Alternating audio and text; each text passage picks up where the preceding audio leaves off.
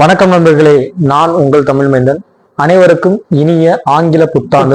ஆங்கில புத்தாண்டை தான் பற்றி பார்க்க போகிறோம். ஆங்கில புத்தாண்டு அப்படின்றது எதற்காக நம்ம கொண்டாடுறோம் அப்படின்னு சொல்லி பார்த்தோம்னா, நம்ம ஒரு புது வருடத்தின் தொடக்கமாக, அதாவது பழைய வருடத்தில் பட்ட கஷ்டங்கள், இன்பங்கள், துன்பங்கள் எல்லாத்தையும் கழிதான் நம்மளுடைய புத்தாண்டு கொண்டாடுறதுக்கான காரணம் அப்படின்றது ஒன்று. ரோமானிய பேரரசின் தொடக்க கால கடவுளாக இருக்கக்கூடிய, அதாவது வாயில் கடவுள் அப்படின்னு கூட சொல்லலாம், அவருடைய பேர் என்ன?